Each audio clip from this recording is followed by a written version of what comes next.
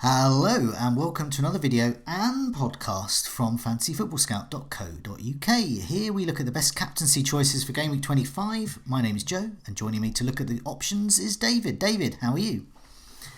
Yeah, very good. Thanks. Good to be back talking about captains again, although it's a bit of a strange one, isn't it? Because we've had ages off. You know, we haven't had to make any fantasy decisions in a fair few days, but we're also still in a game week. So the caveat, I suppose, that goes with this particular video is that obviously the man on your screens right now, Mohamed Salah, big option potentially for Game Week 25, but he still has one more Game Week 24 match to play in which he could break his leg and could potentially outdate this entire video. So yeah, bit of a weird limbo state right now. I know.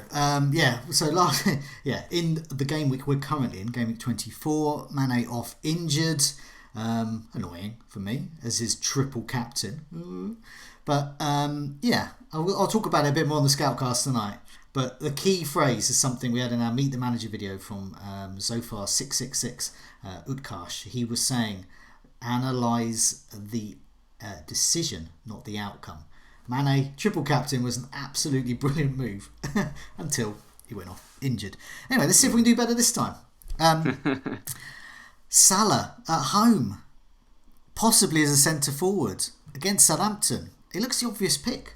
Certainly set to be most captained, I reckon. What about Salah and possibly some other Liverpool assets this week for the captaincy? Yeah, so naturally a lot of attention is going to be on Liverpool. And I think, I'm certainly going to be strongly considering Salah. I don't actually have Mane, so I'm one of those very lucky people who didn't get done in by that a frustrating injury that Mane got. So it makes considering Salah even easier, I suppose.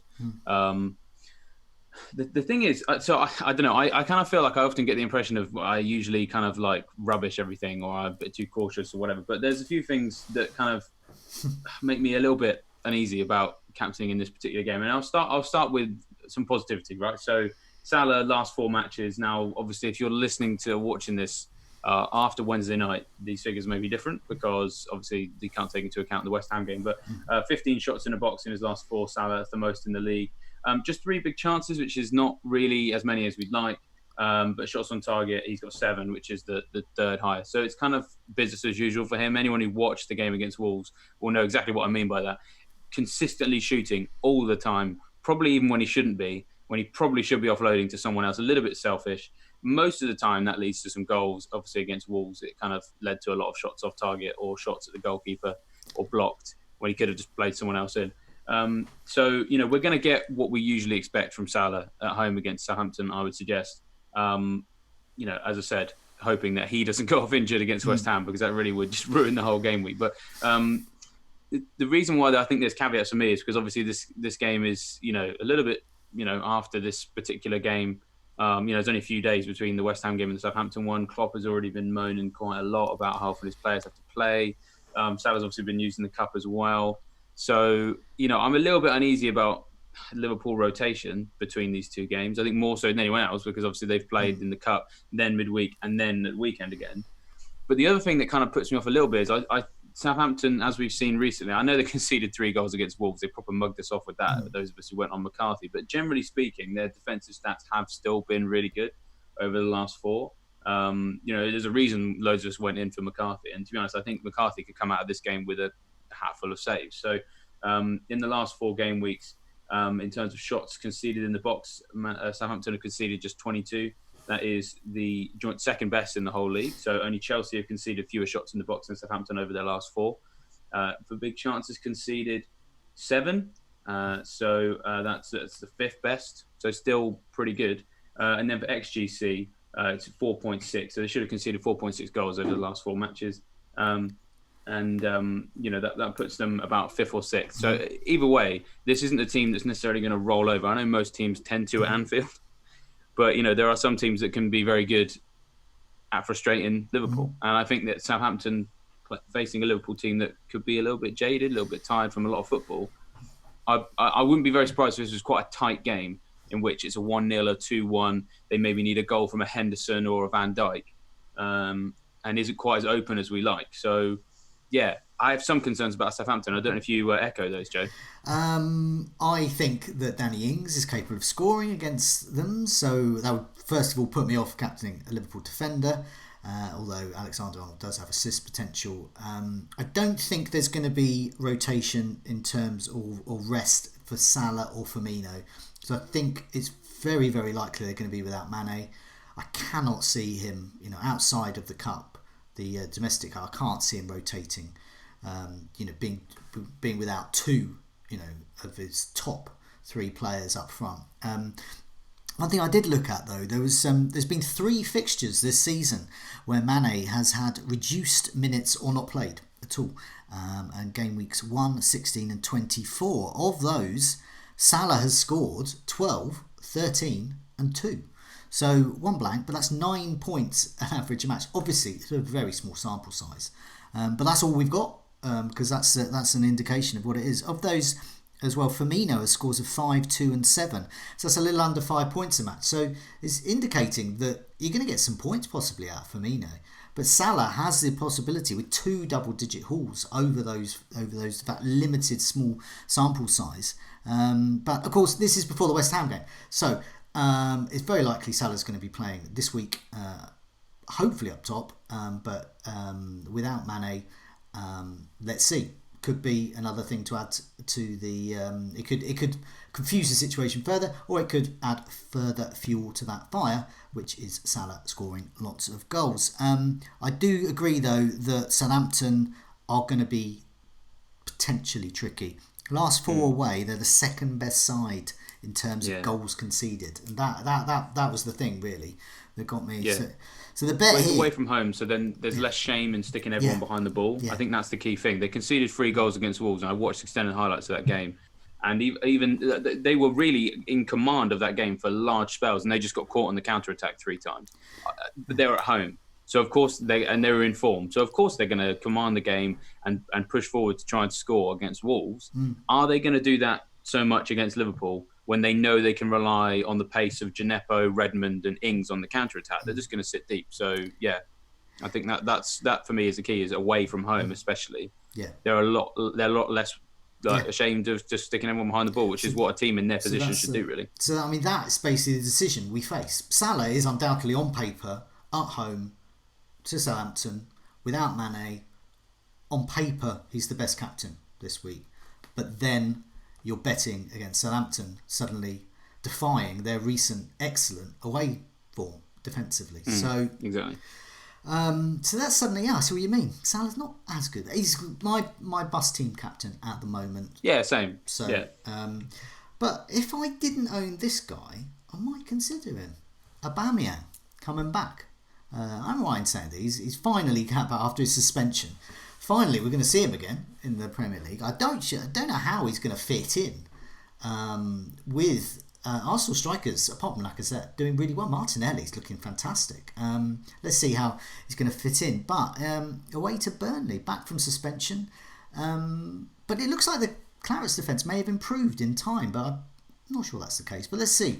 What do you reckon? Aubameyang away to Burnley? Yeah, I mean, it's tricky for me because in terms of my own kind of preferences, captaining anyone away at Burnley is always very difficult to do. Although, of course, I did captain Vardy away to Burnley. But captaining, like I said, normally speaking, away at Burnley is really hard to do.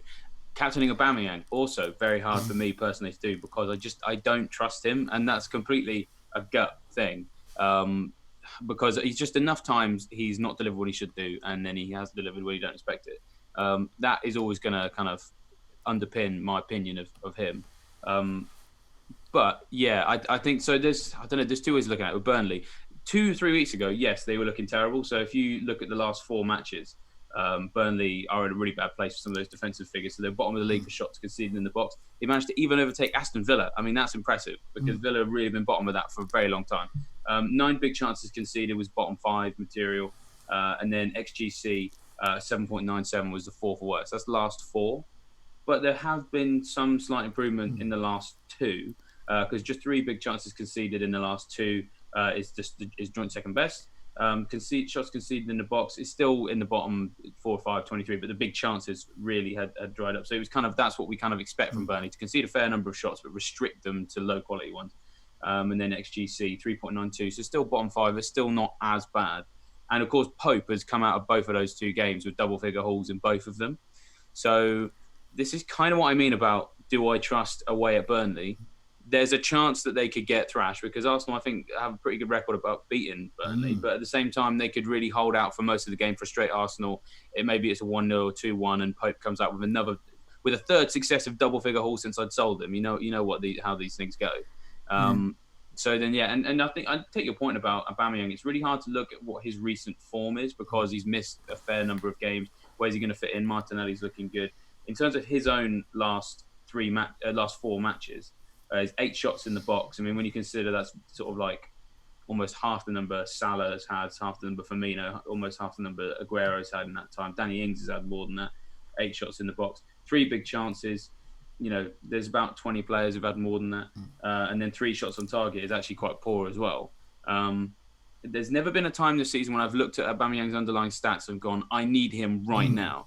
And I'd say that's still the case. And if that's the case, then my personal preference would be, well, if I'm not going to sign him, I don't know if I'd captain him necessarily either. Yeah, I'm partially swayed by Arsenal fans who know that they can hammer Burnley, and Aubameyang has a good record against them. What slightly swayed me was Burnley's defensive stats, but I had to look into it in a bit of detail. So, and Burnley's defence, the last 2, a lot of people own Pope, and they've been luxuriating in his wonderful points.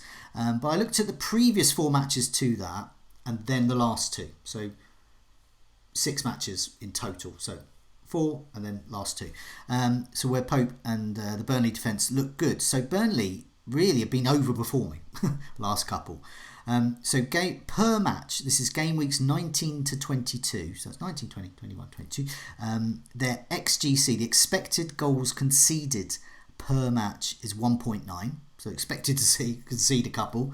And they actually conceded a couple a match. So they were conceding 2 goals on average a match. Game weeks 22 to 23, which is when everyone's thinking, oh, Burnley defence looking a bit better. Expected goals conceded per match, 2. They were in fact expected to concede 2, and their actual conceded per match was 0.5. So they only conceded once, I believe, over that 2. So that says to me that they're still there for the taking. And I think if anyone is after a differential captain, I think Aubameyang is going to be not looked at too much and not well owned. And if people think that Southampton are going to be tricky against Salla, and they perhaps don't own Salla, Aubameyang, I think, is a good shout for a captaincy. About that. This guy coming up, I'm not so convinced about anymore. I used to be. I used to think, wow, this guy, I've got to captain him every week. Jamie Vardy. So he's got some bum problems, basically. His glutes. I don't know whether he's going to be fit. Pain in the arse. He's a complete pain in the arse. I think he's going to be in the squad. He's in the squad, I believe, for the Leicester's Cup match. Yes, we don't know whether he's going to start. We don't know at this stage whether he's also going to be in the squad for this weekend when Leicester take on Chelsea. So let's assume he is. But is he a good captain choice anyway? I don't know. So obliging defence, but glute problems could still persist. Vardy hasn't impressed this year because he hasn't really played this year for various reasons. What do we think? Jamie Vardy against Chelsea? Captainable? Yeah, I mean, I don't think he's necessarily captainable. I mean, we talk about often the things that put you off a captaincy, and whether or not they're going to start is a big one.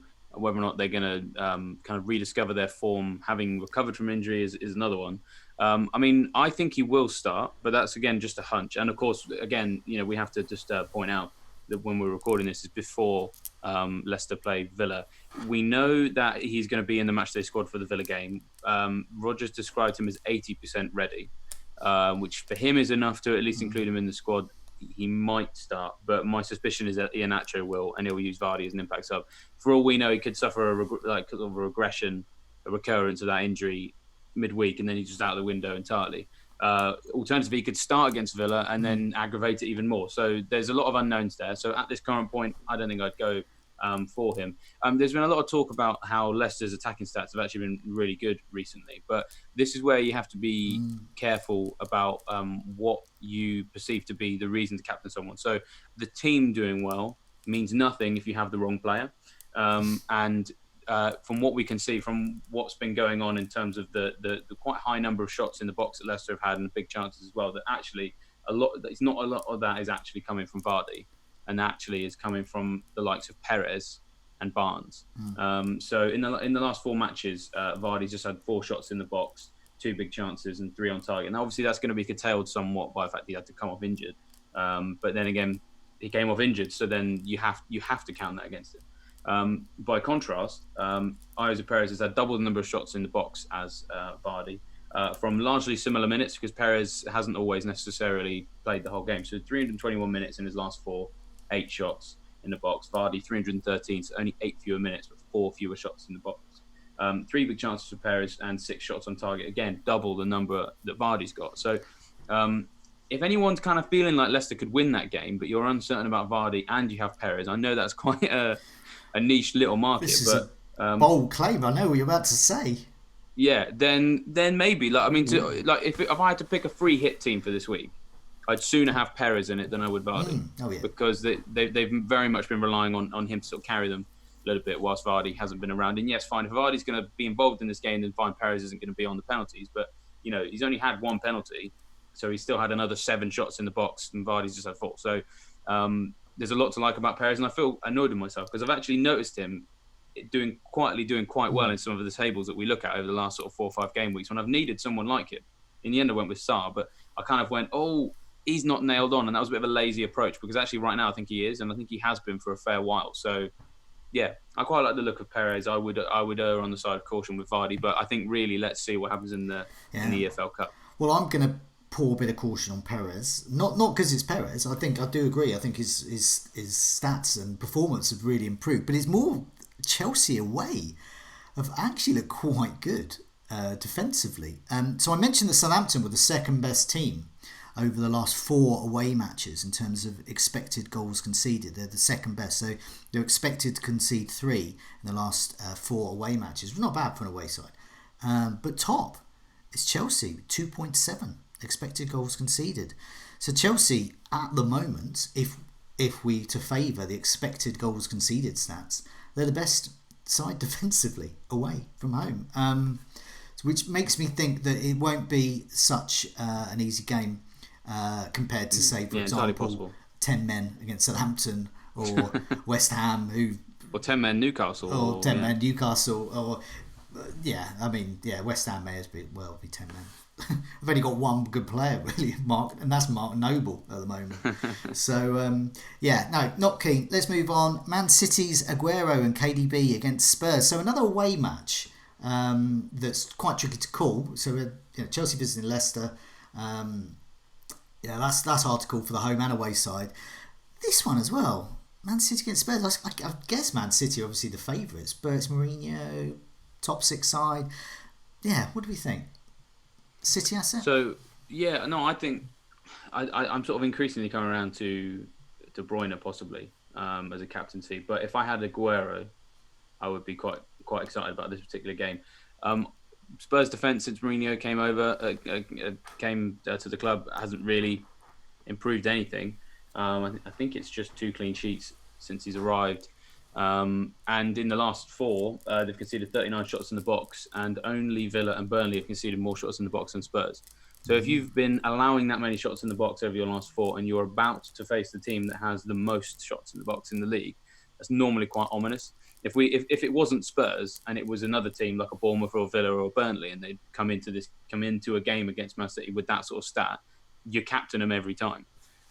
So definitely stuff to exploit there for Man City, and if anyone's going to exploit the teams that allow shots in the box, it's going to be Man City. So the stats for Aguero are getting scarier and scarier every week, because even though he's not top for a lot of these things, his minutes played is just 284, because in the last 4 matches, I think in the first of those was perhaps maybe one he didn't play in. 13 shots in the box in 284 minutes, when you consider that Salla has had just 2 more than that in 350.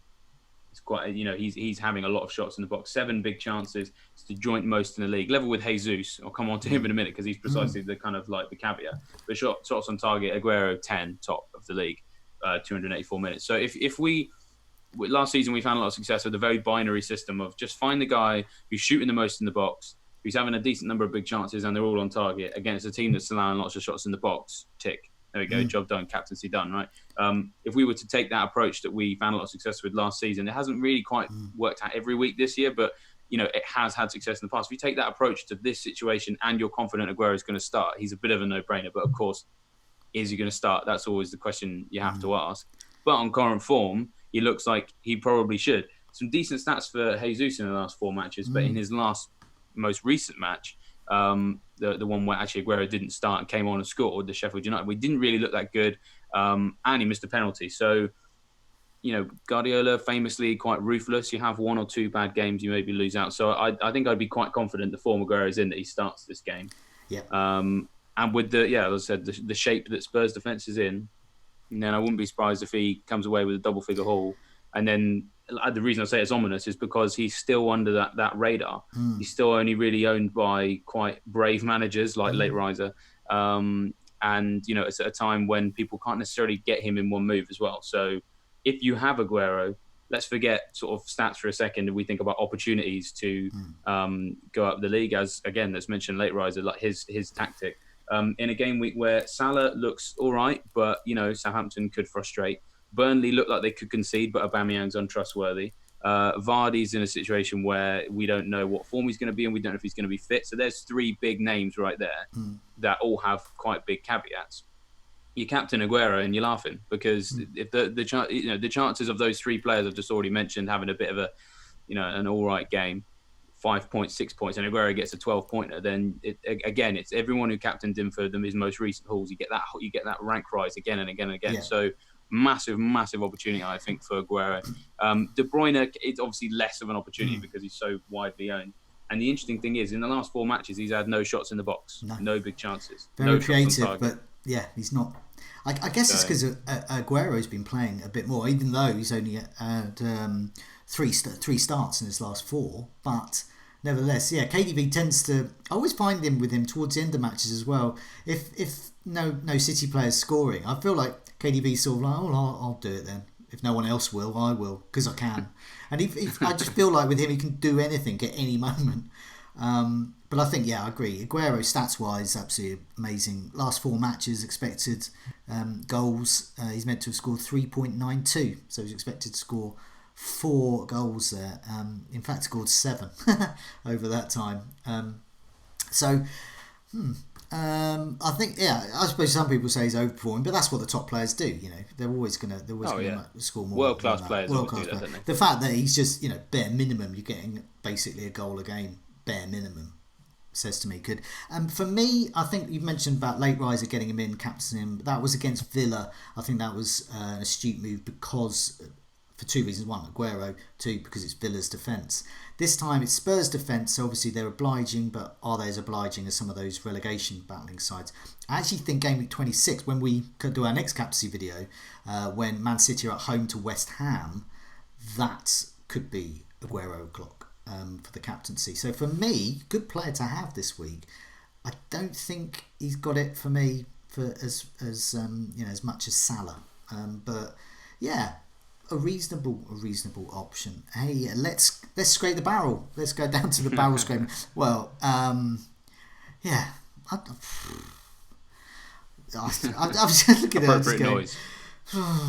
Well, look, here's the fixtures. So I've got a few listed out here. It could do all right actually. So the Manchester United Wolves game is interesting. I think more from Traore or Jimenez as alternative captains. They've been doing well in the tougher matches. I put Martial for Man U against Wolves, but it doesn't grab me. But Traore or Jimenez, okay. Do you fancy that? Yeah, I mean they thrive off these big matches. I feel like the fantasy community is slow to learn. I say that jokingly because I include myself in that as well. Or we just forget things. A lot of people, myself included, like, Wolves have been doing quite well in these tough fixtures. Yeah. Like, did we not pay any attention last season? That was where they were best. So yeah, I can So I mean, yeah, Jimenez away at United. I seem to remember. I think my memory serves me correctly, which sometimes it does. When they last went to Man United in the league, they drew 1-1 there, I think, and it was the first time I owned Jimenez in my team. I signed him that week, and he got an assist for a quite spectacular Moutinho goal. United defensively a lot better then than they are now, so yeah, every reason to believe he can go there and crash yet another party. Although, I mean, to be honest, I don't really think there's going to be a party. There's no party to crash anymore. Yeah, I don't know. I mean, if people are looking for some sure defensive options, maybe Sheffield United like Ender Stevens or Jack O'Connell or something. I've been doing an article on them today, actually. Go and have a read of that as part of our members articles unlocked series. It's a members article that normally you'd have to be a member to read, but for this week only, we're letting everybody read them just to have a taster. And yeah, Sheffield United's defence looks pretty nice. Ender Stevens, in particular, very creative. So double figure haul potentially away at Palace. Okay, that only is other a one. Differential. Yeah, well, yeah. I mean, we're scraping the barrel, aren't we, Joe? The only other one, I guess, Jack Grealish, away at Bournemouth. That's quite a nice fixture. 6-pointer in every sense of the word. That's what this type of game is, what that term was invented for. They really need a win. So do Bournemouth. So Bournemouth are going to go for it.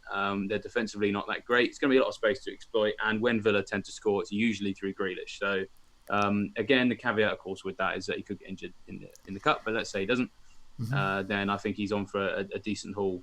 If we're looking for whipping boys, Bournemouth certainly are that right now. So, yeah. The only other thing I would mention is if people are looking for the classic 6-pointer, West Ham against Brighton, both battling. Basically, whoever loses this is really in it in terms of the relegation scrap.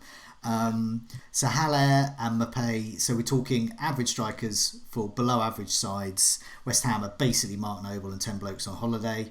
Brighton, who knows what we're going to get with Brighton, but Maupay or Haller could be massively scraping the barrel differential captaincy options. There, I've said it. You mentioned about the members articles this week. So, it's from started on Monday, ends on Friday. So basically, all the articles are unlocked. All the members articles are unlocked this week. So non-members get a chance to have a look to see what they've been missing. So lots of good stuff coming out this week, I presume then. Yeah, that's right. So yesterday we had a piece from Holly that was kind of helping people understand exactly how you can use the members area to kind of identify, to be honest, some of the things that we do in this video, which is to go through the last 4 game weeks or the last 4 weeks or the last 4 matches or whatever kind of time frame you want to use and assess who has had the most shots in the box and what that means, who's maybe having lots of shots but not so many big chances, and kind of really assessing goal threat, creativity, team defence as well. That was yesterday. Today I've done a big piece on the Sheffield United defence because they've obviously kept a lot of clean sheets this season. They're all still fairly reasonably priced, and they've got really nice fixtures. And the question really is how deep in do we go? Do we go with 1 Sheffield United defender, 2 or 3? And of course, the big question is, what do we do about John Lundstrom? So I've answered a lot of those questions, or I feel like I've answered a lot of those questions in the article. So go and check that out. Later in the week, we're going to have big numbers from Neil, which is a slightly more in-depth look at stats all the way across the members area. A lot of our Pro Pundits articles often have sections in them which where the Pro Pundit has used some data from the members area to back up some of their points. So, for example, we've got Andy with an article coming out weighing up Vardy versus Aubameyang. Normally, there will be elements of that where only members could read them, but as I said, this week, if you're not a member, you can have a read as well and get a taste of what it all looks like. Our scout notes as well usually have a section at the bottom. We kind of do a bit of an eye test of every match as an FPL match report, but there's always a bit at the bottom with some match data from the game, looking at some average positions, some heat maps, touch maps, shot maps, all that sort of thing. For the West Ham Liverpool game on Wednesday night, you can read that as well. And of course, the big one is the Captain Sensible article, yes. which, I mean, even before I worked for Scout, that was the big one. That's the one you read every week because it kind of takes everything that we talked about in this video and lays it out in a much more detail. That's free this week as well. And then next week, of course, we'll be back to usual. So at that point, if you want to carry on having a good look at the members' articles, then by all means sign up. And of course, we've got a discounted package right now. The reason we're doing it right now is January is the best month to get value for money out of your $9.99 end of season package because it's $9.99 now between now and the end of the season. So if you want the best value for your $9.99, sign up before the transfer window closes. So because that coincides sort of with when the discount ends. So go and read the articles. Hopefully you enjoy them, and if you enjoy them enough, then sign up for membership, and you can get a whole lot more than just the articles. Great stuff. Lots to look forward to for members anyway, and non-members for this week. I was going to just say big numbers was the one. For years I've always liked the big numbers article, being a bit of a stat head, but I always find it interesting. There's always some good numbers that get dug out of there. I think the was it Ings getting 9 shots on target? Was that 9 shots in the box or 9? Yeah, 9 shots in the box against Leicester when Vardy had none. Exactly, which is exactly the score last time they met. But for now, David, good luck with your captaincy decision. I hope they stay on the pitch, unlike my one last week. But for now, goodbye. Yeah, cheers, and good luck to you as well, Joe.